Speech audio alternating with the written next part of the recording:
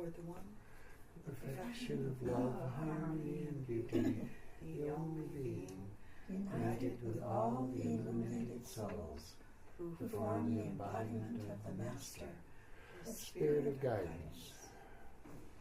Praise be to thee, most supreme God, omnipotent, omnipresent, all-pervading, the only being. Take us in thy parental arms, raise us from the denseness of the earth. Thy beauty do we worship, to thee do we give willing surrender. Most merciful and compassionate God, the idealized Lord of the whole of humanity, thee only do we worship, and towards thee alone do we aspire. Open our hearts towards thy beauty, and illuminate our souls with divine life. O thou, the perfection of love, harmony, and beauty, all-powerful Creator, Sustainer, Judge, and Forgiver of our shortcomings, Lord God of the East and of the West, the worlds above and below, and of the seen and unseen beings, pour upon us thy love and thy light. Give sustenance to our bodies, hearts, and souls. Use us for the purpose that thy wisdom chooseth, and guide us on the path of thine own goodness. Draw us closer to thee every moment of our life, until in us be reflected thy grace, thy glory, thy wisdom, thy joy, and thy peace. May the message of God reach far and wide. May the message of God reach far and wide. May the message of God reach far and wide. May the message of God reach far and wide. May the message of God reach far and wide. May the message of God reach far and wide. May the message of God reach far and wide. May the message of God reach far and wide. May the message of God reach far and wide. May the message of God reach far and wide. May the message of God reach far and wide. Inspirer of my mind, consoler of my heart, healer of my spirit, thy presence lifteth me from earth to heaven. Thy words flow as a sacred river. Thy thought riseth as a divine spring. Thy tender feelings awaken sympathy in my heart. Beloved teacher, thy very being is forgiveness. The clouds of doubt and fear are scattered by thy piercing glance. All ignorance vanishes in thy illuminating presence. A new hope is born in my heart by breathing thy peaceful atmosphere. O inspiring guide through life's puzzling ways, in thee I feel abundance of blessing. O thou, who art the maker, molder, and builder of the universe, build with thine own hands the universe cell, our temple for thy divine message of love, harmony, and beauty.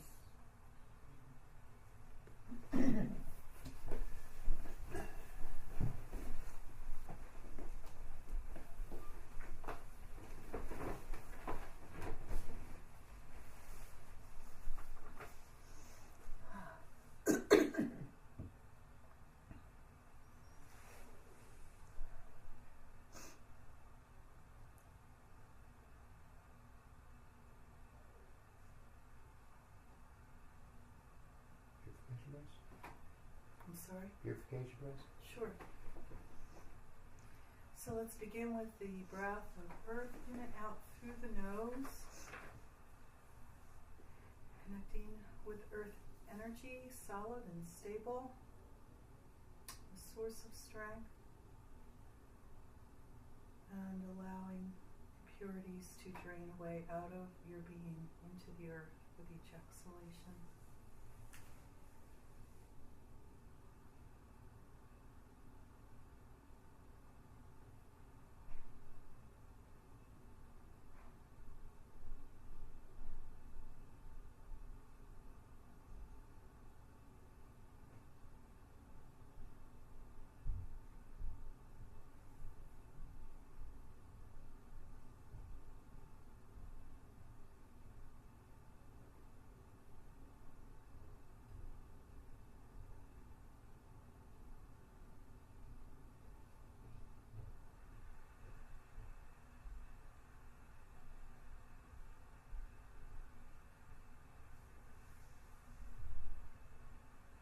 transitioning to the breath associated with the element of water in through the nose and out through the mouth.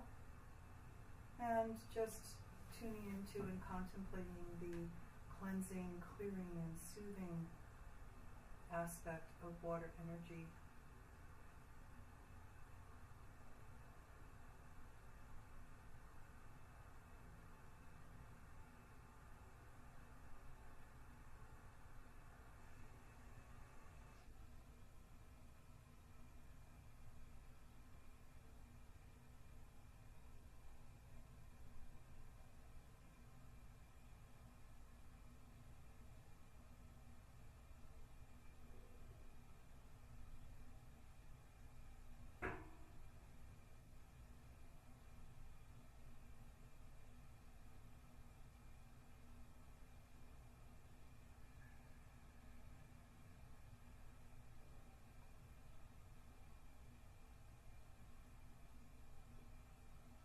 Transitioning now to awareness of the element of fire in through your mouth and out through your nose. And on the inhalation, drawing energy into your core and allowing the inner fire to be amplified, and then the heat to rise to the level of the heart, and we can allow it to radiate outward from the heart, in through the mouth and out through the nose.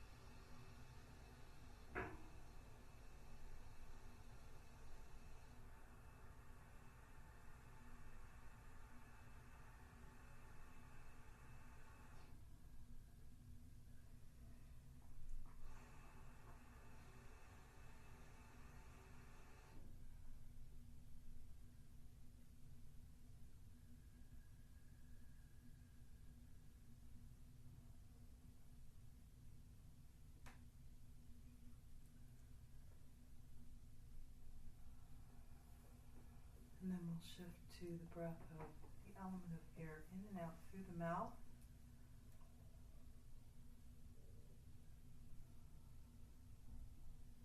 And one way to experience this is to imagine that you hold grain in your hand, and having rubbed the grain together, the chaff is separated, and so the gentle breeze of your breath blows away the chaff and leaves the grain.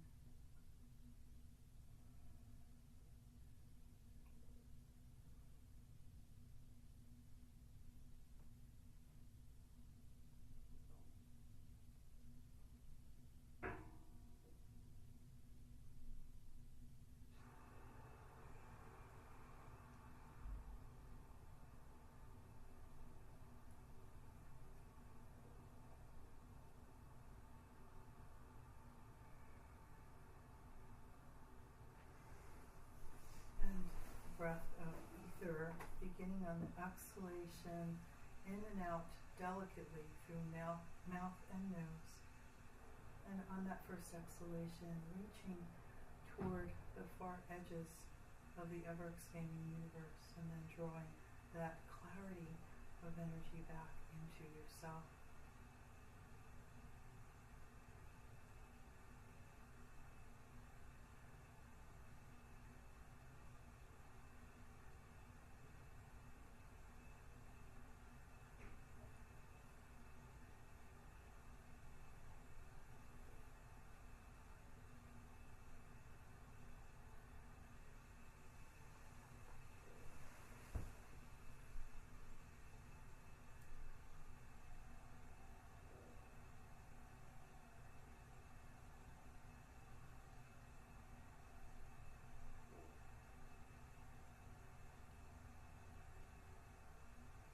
And then relaxing your breath and relaxing your focus.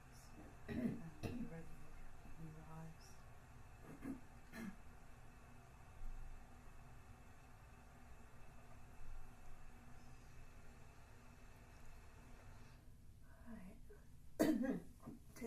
we're going to once again go through the planes, but in a somewhat different way. And just, so I want you just to imagine, if you will, being this, just, you have to take a quantum leap, this pristine soul, newly formed, radiant, beautiful, absolutely pure. And you've been created, of course, by God, and you are moving. So you're moving through all these remarkable planes. Like you're moving right through from the very height of purity and excellence, and right down through planes where there are angelic spheres, the spheres of purity, and you spend time in these planes, and you go down further, and you enter into a angelic plane of fire, absolute fire, and you're burned with the sense of truth. It's embedded in you, and this you always carry with you. It's part of you. And you're coming down even further into just the plane of imagination and archetypes and splendor, absolute splendor. And this is part of you also. It's in your being. And in each plane, there's a counterpart of you in each plane. So that when you're descending through these planes, something of you remains in the one above. Some kind of counterpart, even though you are, of course, whole. And as you go down through the planes, even further through the planes of fire and light, absolutely radiant light, so very vast, and down again through the plane of beauty, just shattering beauty, this is so incredible. And down through again the plane of the jinns, of all the geniuses. And you can have so much fun here. It's just a remarkable state of being. And then you pledge. You know you're going to enter into the last plane, which is existence, and you make a pledge to serve the hierarchy of the government in the world. All right? So you've made your pledge, and you are entering then into the realm of existence in this body. And this body, of course, changes constantly. And our job, in a sense, is to remember everything that is in us. Remember our pledge, and to help God experience what this life is like here on this plane, to see through your eyes, to be the divine glance, even though it's very difficult on this plane. So even in this body, we carry with us all the other planes. Planes of the jinn, the genius, of the angels, all the various angels of beauty and fire and light and radiance and truth and magnificence and majesty, all of it is within you. It doesn't go anyplace. It may be dormant. You may not remember it all. You may not remember any of it. But it's still within your being, still within you, and you can tap into this at any time whatsoever. It's a part of your being, part of your totality.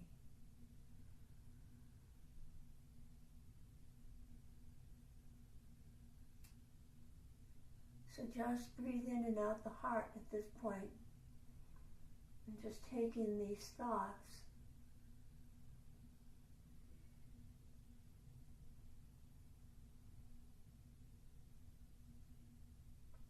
So you thought you were this limited being, but deep in your heart and your soul, there is much, much more.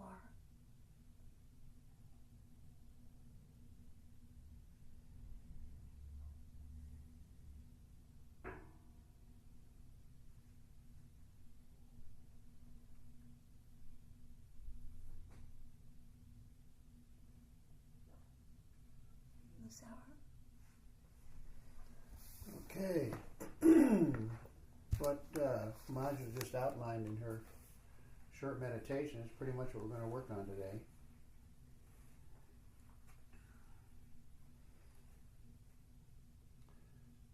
From a lesson by Pir Vilayat called Planes of Existence and Wazifa. And what he's doing in this lesson is walking you through the planes of reality and associating them with the various wazaif, so you can get some kind of idea about how these planes interact. Okay, from Pir Vilayat. You can notice in yourself those elements that you have inherited from the different planes, and you know how to refuel those particular qualities by re-establishing contact with those planes. And what he means by that is the various practices that you learn to do in, whatever capacity you have. Each time you do one of the practices, you're activating an awareness at a very subtle level of that particular plane. Okay, it's not good enough just to have mental representation of the plane. One has to find a counterpart of the plane in one's being, and one has to have a sense of the emotion of the plane. Those are two things that we have to observe. And having started with perhaps a figurative representation of the plane, one must let oneself be carried into the ecstasy of each plane. That sounds good, doesn't it? You think you do that? Huh? It's kind of a puzzle, isn't it? For each plane, there's a type of angel. For the first plane, that would be this one, it is beings who are very active and form the spirals of the galaxies.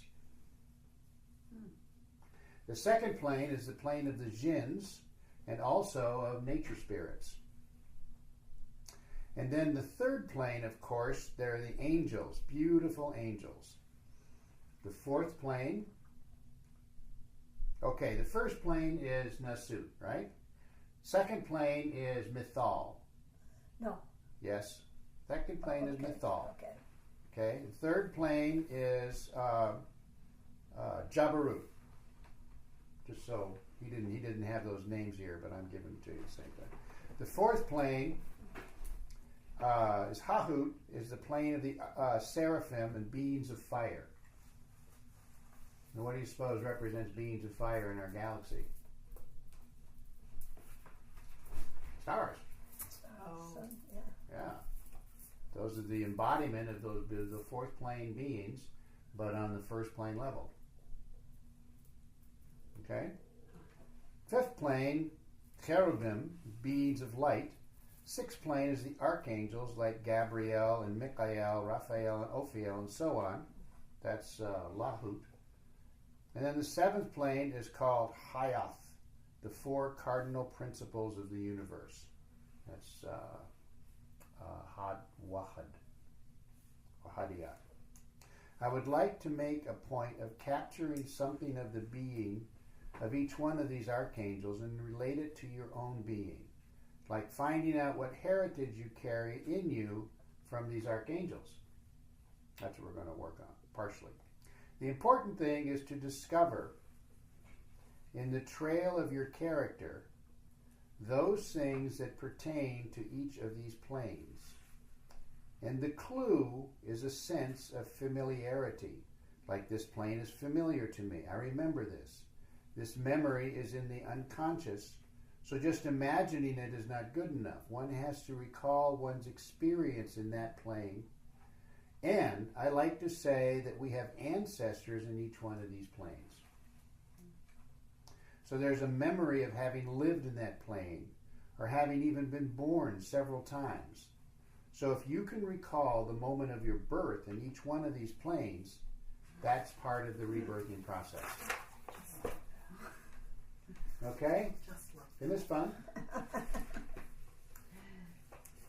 You know, and this is not an intellectual exercise, although it can seem like that. You know, it's an exercise of discovering the actual emotion within your being.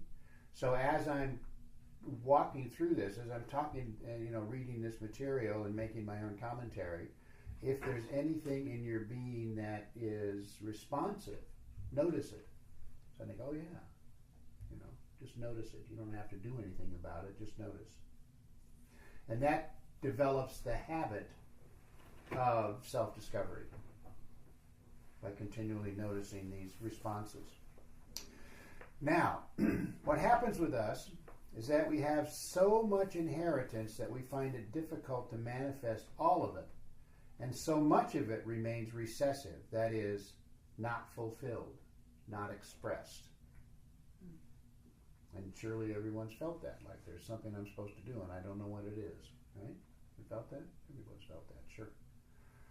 In fact, that's one of the main conversations that I have with Muriz. What am I supposed to do? I don't know. I can feel something and I don't know what it is. And I'm like, well, it's your problem. Okay, and that is within our power. That is what these practices are, to express those features that we are able to sense, to grasp, and this only happens if we are attuned to the emotion of that particular plane. Now, here's when we get to the meat of the material. For each plane, there's a wazif. We should concentrate not on the meaning of the wazifa so much as the attunement of each wazifa. And so, of course, at the top is Ahad, 7th plane. 6th plane Qudus, 5th plane Azim, 4th plane Haq, 3rd plane Ishq, 2nd plane Alim, and 1st plane Hay. Let me go over that again. Okay. Which number lesson is this? 7th plane is Ahad. 6th plane Qudus. 5th plane Azim, which is like, you're just really wonderful, glorious, amazing. 4th plane is Haq, right? Truth. 3rd plane is Ishq. That's the angelic plane. And Ishq is defined as nostalgia. It's often translated as love, but it's really that nostalgia that you have for the truth of your being. 2nd plane, Alim, which is, acquired intelligence. And then the 1st plane is Hay, which is truth. Life. Life. Sorry. Life. Haq is truth.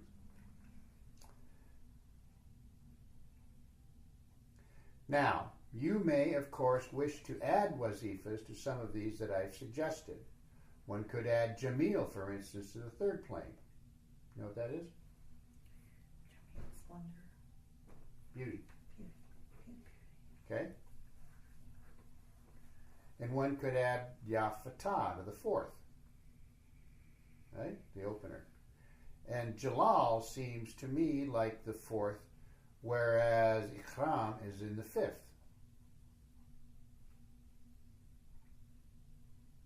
Wajid means existence, but as all these wazifas apply to the adjective of the divine being, Wajid is the existent one.